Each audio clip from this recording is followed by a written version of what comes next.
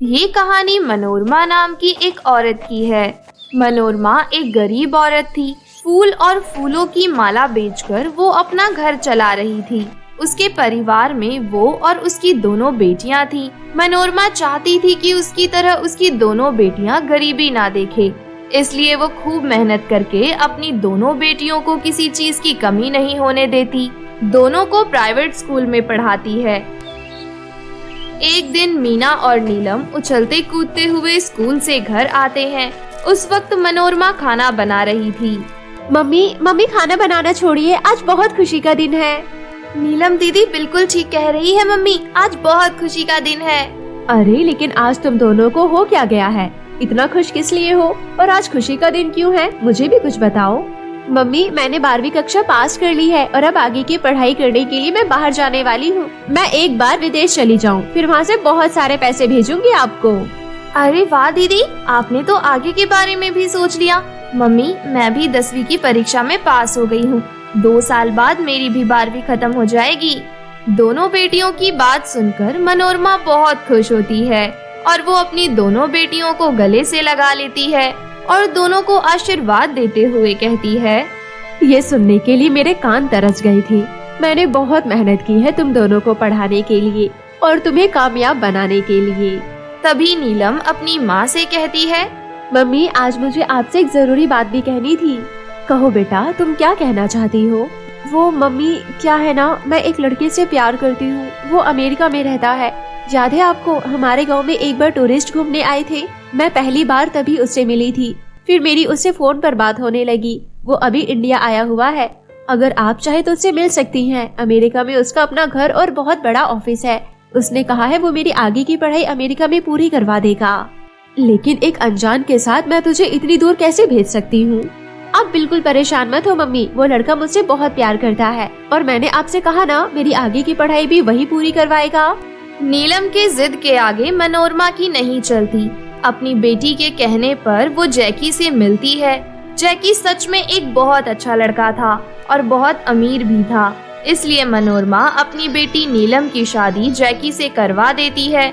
विदाई के समय नीलम अपनी माँ से कहती है, आप बिल्कुल चिंता मत करना माँ, और आपको जिस भी चीज की जरूरत हो मुझसे बेझिझक कहना, और मैं पैसे भी भिजवाती रहूंगी ताकि छोटी की पढ़ाई में कोई दिक्कत न आए। नहीं बिटिया, शादी के बाद लड़की को अपने मायके नहीं ससुराल के बारे में सोचना चाहिए। तुम अपने और अपने पति के बारे में सोचना। मीना की पढ़ाई की जिम्मेदारी मेरी है और मैं वो जरूर निभाऊंगी। ऐसा कहकर मनोरमा अपनी बेटी को विदा कर देती है, जिसके बाद वो फिर से दिन रात मेहनत करती है और अपनी छोटी बेटी को पढ़ाती है। देखते ही देखते 2 साल और बीत जाते हैं और मीना भी 12वीं क्लास पास कर लेती है। आखिरकार तुमने भी अपनी 12वीं कक्षा पास कर ही ली बेटी। माँ, अब आप देखना, हमारी सारी परेशानियाँ खत्म हो जाएंगी। अब हमें ऐसे गरीबों की तरह नहीं जीना पड़ेगा। अब मैं शहर जाकर नौकरी करूँगी। हाँ बेटी, अब तू ही मेरी आखिरी उम्मीद है। तेरी बड़ी बहन की तो शादी हो गई है, वो अपनी जिंदगी में खुश है, लेकिन मुझे पता है मेरे ये बुरे दिन तू ही खत्म करेगी। तुम परेशान क्यों होती हो मम्मी? देखना सब ठीक हो जाएगा। कुछ दिनों बाद मीना भी शहर चली जाती है और एक अच्छी कंपनी में जॉब करने लगती है, जहां उसके अमीर लोग दोस्त बन जाते हैं और वो उनकी तरह बनने के लिए अपनी सारी तनख्वाह अपने ऊपर ही उड़ाने लगती है। एक दिन ऑफिस में मीना की एक सहेली शेफाली उससे कहती है, जो नो ना मीना, कल मैंने कितनी सारी शॉपिंग की है। ये देखो, मैंने गुची पर्स खरीदा है और मेरे सारे क्लॉथ ज़ारा के हैं। बढ़िया है, लेकिन जितने तू पैसे बता रही है उतना कुछ नहीं है तेरे कपड़े और पर्स में। ओ प्लीज मीना, अपनी बहन जो टाइप बातें मुझसे मत किया कर। तू गाँव से आई है, तुझे आगे ब्रांड के बारे में नहीं पता। बड़े बड़े ब्रांड के कपड़े पहनना और पर्स खरीदना सबके बस की बात थोड़ी है, क्योंकि तुम जैसे लोग तो सेल से 200 वाले कपड़े खरीद कर पहनते हो। मीना शेफाली की ये बात सुनकर चुप हो जाती है। उसे शेफाली की बात बहुत बुरी लगती है। तभी अचानक से उसके अकाउंट में उसकी सैलरी आ जाती है। इन लोगों ने मुझे समझ क्या रखा है? इस शेफाली को तो मैं बताऊंगी कि ब्रांड कैसे पहना जाता है। मीना अपनी सारी तनख्वाह ब्रांडेड कपड़े और पर्स खरीदने में ही खर्च कर देती है। उसके ब्रांडेड कपड़ों की वजह से माँ के पास भेजने के लिए उसके पास पैसे नहीं बच पाते। अब पता चलेगा उस शेफाली की बच्ची को कि मैं अभी कोई गांव की गंवार लड़की नहीं हूँ। फैशन सेंस मुझे भी है। मीना अगले दिन अपने नए कपड़े पहनकर ऑफिस पहुँच जाती है। वहाँ पर सभी लोग मीना के कपड़े देखकर हैरान रह जाते हैं और सब लोग उससे बात करने लगते हैं। वो सभी शेफाली को नजरअंदाज कर रहे थे। इस तरह मीना के अमीर दोस्त बन जाते हैं। तो दूसरी तरफ उसकी बड़ी बहन नीलम हर महीने अलग अलग जगह की ट्रिप करने लगती है। जैकी, पिछली बार हम दुबई गए थे, बहुत मजा आया था। इस बार मुझे किसी बहुत अच्छी जगह जाना है जहाँ पर बहुत ज्यादा ठंड हो।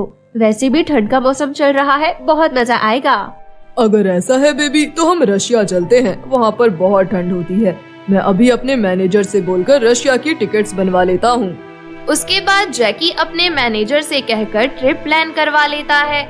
इस तरह दोनों बहनें अपनी जिंदगी अपने तरीके से जी रही थी। वो दोनों भूल चुकी थी कि गांव में उनकी एक बूढ़ी माँ रह रही है। गांव में मनोरमा ठंड में फूलों की माला बेचकर अपना गुजारा कर रही थी, लेकिन गांव में इतनी ज्यादा ठंड होने के कारण अब वो माला भी नहीं बेच पा रही थी। उसकी छोटी सी झोपड़ी में ठंडी ठंडी हवाएं आ रही थी। हे भगवान, इस साल कितनी ज्यादा ठंड है। काश मेरी बेटियां वापस आ जाती। पता नहीं मेरी बेटियां कब आएंगी। एक बार जाने के बाद उन्होंने एक फोन तक नहीं किया, ना ही कोई खत भिजवाया। इससे अच्छा भगवान तू मुझे बेऔलाद ही बनाता। क्या फायदा मेरी दो बेटियों के होने का जब दोनों को अपनी माँ का ख्याल ही नहीं है। ठंड के मारे बूढ़ी मनोरमा के होठ नीले पड़ जाते हैं और उसके हाथ पैर ठंड के मारे बर्फ की तरह जम जाते हैं। वो गांव में लकड़ियों के लिए घूम रही थी कि तभी उसे चक्कर आ जाता है और वो गिर जाती है। गांव के लोग उसे इस हालत में देखकर घर के अंदर लेकर आते हैं, जहां डॉक्टर उसका चेकअप करते हैं और कहते हैं, इन्होंने अपनी जीने की उम्मीद छोड़ दी है और ठंड के मारे इनका खून जम रहा है। पता नहीं कब इन्हें क्या हो जाए। अगर उनकी कोई आखिरी ख्वाहिश हो तो आप लोग पूरी कर दीजिए। ऐसा कहकर डॉक्टर वहां से चला जाता है। जिसके बाद गांव की औरतें एक दूसरे से बात करते हुए कहती हैं, बेचारी की आखिरी इच्छा और क्या ही हो सकती है। दोनों बेटियों को देख ले, यही आखिरी इच्छा होगी इसकी। बिल्कुल सही कह रही हो तुम बहन। गांव वालों, मैं तुम सबके आगे हाथ जोड़ रही हूँ। हमें इस बेचारी की आखिरी इच्छा को पूरा करना चाहिए। उसके बाद गांव के सभी लोग मनोरमा की दोनों बेटियों का पता और फोन नंबर निकालकर उन्हें फोन करते हैं और उन्हें उनकी माँ की हालत के बारे में बताते हैं। जिसके बाद नीलम अमेरिका से आती है तो वहीं मीना शहर से घर आती है।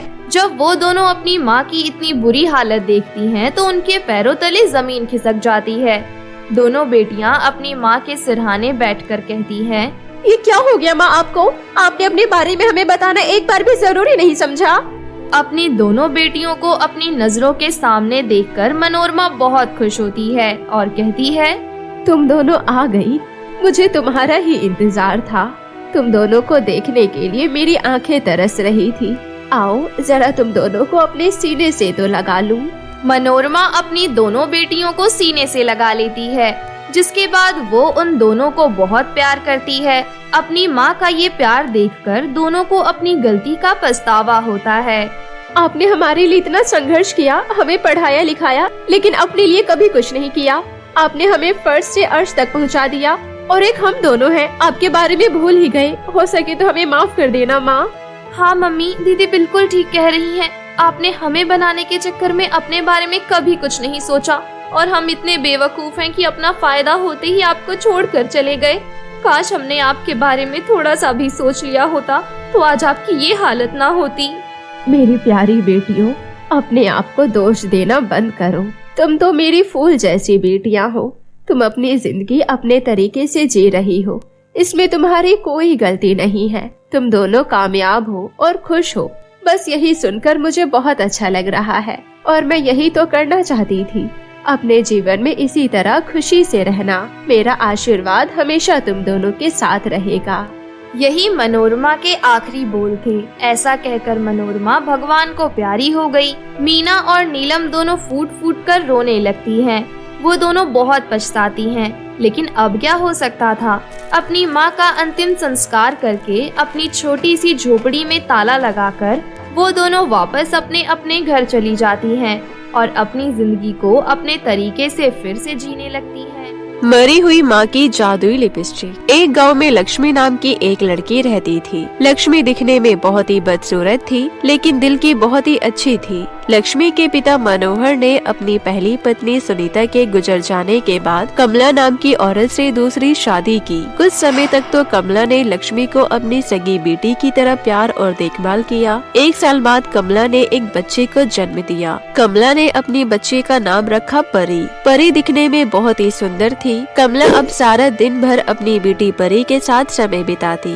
उसने लक्ष्मी पर ध्यान देना बिल्कुल ही बंद कर दिया। वो मनोहर के पीठ पीछे लक्ष्मी से बहुत ही बुरा व्यवहार करती। लक्ष्मी अपनी सौतेली माँ कमला के डर की वजह से अपने पिता मनोहर को कुछ न कह पाती। ऐसे ही समय बीत रहा था। लक्ष्मी और परी अब दोनों बड़ी हो चुकी थी। आस पड़ोस के लोग लक्ष्मी के रंग रूप का खूब मजाक उड़ाते थे, लेकिन लक्ष्मी को उन लोगों की बातों का बिल्कुल भी बुरा नहीं लगता। पर जब लक्ष्मी की सौतेली माँ कमला और सौतेली बहन परी उसे ताने देती, भला बुरा कहती, तो उसे बहुत दुख होता और वो अपनी मरी हुई माँ को याद कर रोने लगती। एक दिन की बात है, लक्ष्मी अपनी सौतेली बहन परी के मेकअप बॉक्स से गुलाबी रंग की लिपस्टिक अपने होठों पर लगा रही थी। तभी वहाँ परी आई और उसे थप्पड़ मारते हुए बोली, तेरी हिम्मत कैसे हुई मेरी इतनी महंगी ब्रांडेड लिपस्टिक अपने होठों पर लगाने की? मैंने तुझे कितनी बार समझाया है, मेरी चीजों को हाथ मत लगाया कर। काली भैंस, तुझे मेरी बात समझ नहीं आती? जब देखो मेरे सामान को हाथ लगाती रहती है। मुझे अलग अलग रंग के लिपस्टिक होठों पर लगाने का बहुत शौक है, पर मेरे पास एक भी लिपस्टिक नहीं है। पर तुम्हारे पास तो इतनी सारी लिपस्टिक है। अगर मैंने इनमें से एक लिपस्टिक लगा ली तो क्या हो गया? माँ तो तुम्हें वैसे भी हर हफ्ते नई नई ड्रेस और मेकअप का सामान खरीद कर देती है, लेकिन मेरे लिए ना तो कोई चीज लाती है और न ही मुझसे प्यार करती है। हाँ, लगता है तू भूल गई, वो मेरी माँ है, तेरी नहीं। माँ भला तुझे क्यों प्यार करेगी? बोल माँ, जल्दी इधर आओ। कहाँ हो तुम? देखो आज इस काली ने क्या किया। परी के चिल्लाने की आवाज सुन कमरे में आराम कर रही कमला भुनभुनाते हुए बाहर आई और बोली, अरे क्या हुआ? अब क्या कर दिया इस कलमुही ने? देखो ना माँ, इसने मेरी इतनी महंगी लिपस्टिक खराब कर दी। आईने के सामने खड़ी होकर महारानी जी मेरी लिपस्टिक लगा रही थी। क्यों रे करमजली, तुझे बड़ा शौक है ना अपने काले होठों पर लिपस्टिक लगाने का? चल तेरी ख्वाहिश आज मैं पूरी करती हूँ। जब देखो आईने के सामने खड़ी हो जाती है। आज मैं तेरी वो मरम्मत करूँगी कि तू सपने में भी अपने होठों पर लिपस्टिक लगाने का भूल नहीं करेगी। माँ, मुझे छोड़ दो, बहुत दर्द हो रहा है। इतनी सी बात के लिए मुझे क्यों मार रही है? बस जरा सी लिपस्टिक ही तो अपने होठों पर लगाई थी। एक तो गलती करती है, ऊपर से जुबान लड़ाती है। हाँ? ये कहते हुए कमला लक्ष्मी की डंडे से पिटाई करने लगी। बेचारी लक्ष्मी दर्द से करहाने लगी। रोना धोना बंद कर, चल अब जा यहाँ से अपनी काली शक्ल लेकर। हाँ? लक्ष्मी रोते हुए अपने कमरे में चली गई। बेचारी लक्ष्मी ऐसे ही आए दिन सौतेली माँ और बहन के जुल्मों सितम सहकर जी रही थी। फिर एक सुबह, कहाँ मर गई करमजली? मैं कब से तुझे आवाज लगा रही हूँ। लक्ष्मी रसोई में काम कर रही थी। काम छोड़कर बाहर आते हुए बोली, क्या हुआ माँ? हम आज मसूरी घूमने जा रहे हैं। क्या सच में माँ? क्या मैं भी आपके साथ चलूंगी? ज्यादा खुश होने की जरूरत नहीं, तू घर पर रहकर घर की रखवाली करेगी, समझी? अब जल्दी से जाकर मेरे और परी बिटिया के कपड़ों को प्रेस कर दे। हमें जाने की तैयारी भी करनी है, जब तक मैं बाकी की तैयारियां करती हूँ। पर माँ, मुझे भी अपने साथ ले चलो। मैं अकेले घर में क्या करूँगी? मेरे पास फालतू पैसे नहीं है तुझे अपने साथ ले जाने के लिए।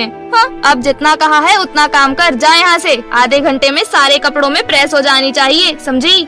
बेचारी लक्ष्मी उदास मन से कपड़ों में प्रेस करने लगी। तभी अचानक उसे याद आया कि रसोई में दूध गर्म करने के लिए गैस पर चढ़ा रखा था। गर्म प्रेस को कपड़े के ऊपर छोड़ लक्ष्मी भागी भागी रसोई में गई। शुक्र है दूध उबला नहीं, वरना आज माँ मेरी चटनी बना देती। चलो फटाफट से बाकी के कपड़े प्रेस कर लेती हूँ। उसके बाद 1 घंटा कमरे में जाकर आराम कर लूंगी। सुबह से अकेले काम करते करते बहुत थक गई हूँ। ऐसा सोचकर लक्ष्मी फौरन कपड़े प्रेस करने जैसे ही कमरे में पहुँची तो उसे जलने की बदबू आने लगी। अरे, ये जलने की बदबू कहाँ से आ रही है? तभी लक्ष्मी का ध्यान प्रेस की ओर गया। हे भगवान, मुझसे इतनी बड़ी गलती कैसे हो गई? मैंने माँ की साड़ी जला दी। अब माँ तो मुझे कच्चा चबा जाएगी। क्या करूँ? ये कहते हुए लक्ष्मी बुरी तरह डर गई। इतने में सौतेली माँ कमला वहाँ आई और अपनी जली हुई साड़ी देखकर तिलमिलाते हुए बोली, सत्यानाश हो तेरा, तूने मेरी इतनी महंगी साड़ी जला दी। मुझे पता है तूने ये सब जानबूझकर किया है। नहीं माँ, मैंने जानबूझकर कुछ नहीं किया, ये मुझसे गलती से हो गया, मुझे माफ कर दो। क्या कहा? तुझे माफ कर दूं? आज मैं तेरा वो हश्र करूंगी तू जिंदगी भर याद रखेगी। जल्दी से अपना हाथ आगे कर, आज मैं इसी प्रेस से तेरा हाथ जला दूंगी। नहीं माँ, मेरे साथ ऐसा मत करो, मुझे छोड़ दो। लेकिन कमला ने लक्ष्मी की एक न सुनी और गरम प्रेस से लक्ष्मी के हाथ जला दिए। अब तुझसे आइंदा कोई गलती नहीं होगी। अपना मनहूस शक्ल लेकर दूर हो जा और घर के बाकी काम निपटा ले। परी बेटी, जल्दी से तैयार हो जाओ, हमें देरी हो रही है। मैं भी जल्दी से सामान पैक कर लेती हूँ। इतना बोलकर कमला मसूरी जाने के लिए सामान पैक करने लगी। वहीं दूसरी ओर लक्ष्मी के हाथों में बहुत जलन हो रही थी। फिर भी वो रसोई में रोते हुए बर्तन धोने लगी। कुछ देर बाद कमला अपनी बेटी परी को लेकर मसूरी जाने के लिए निकलते हुए लक्ष्मी से बोली, सुन मनहूस, हम 4-5 दिन में वापस लौट आएंगे। हमारे पीछे घर का अच्छे से ध्यान रखना। घर का एक भी सामान इधर का उधर नहीं होना चाहिए, समझी?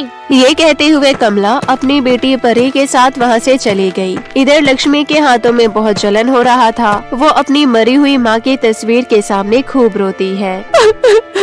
माँ, आप मुझे छोड़कर कहाँ चली गई? माँ, मेरे पास लौट आओ। सौतीली माँ मुझसे बहुत बुरा बर्ताव करती है। मेरे हाथों में बहुत जलन हो रहा है। ये कहते हुए लक्ष्मी फूट फूट कर रोने लगी। तभी लक्ष्मी की माँ सुमन की तस्वीर में से आवाज आई, रो मत लक्ष्मी बेटी। माँ की आवाज सुनते ही लक्ष्मी हैरानी से यहाँ वहाँ देखते हुए बोली, माँ, आप कहाँ हो? माँ, आप आ गई, लेकिन अब मुझे दिखाई क्यों नहीं दे रही? मैं दिखाई नहीं दूंगी लक्ष्मी बेटी, मैं मरकर आत्मा बन गई हूँ। भगवान से कुछ मिनट की अनुमति लेकर तुझसे मिलने आई हूँ। अब तुम्हें उस जालिम औरत की जुल्म और सहने की जरूरत नहीं। मैं तुम्हें एक जादुई लिपस्टिक दे रही हूँ। इस लिपस्टिक को लगाते ही तुम बहुत सुंदर हो जाओगी। साथ ही तुम्हारी सारी परेशानी दूर हो जाएगी, क्योंकि ये साधारण लिपस्टिक नहीं बल्कि एक जादुई लिपस्टिक है। ये तुम्हारी हर इच्छा पूरी करेगा। इतना ही नहीं, इस जादुई लिपस्टिक को तुम्हारे सिवा कोई और दूसरा हाथ नहीं लगा पाएगा। क्या सच में माँ?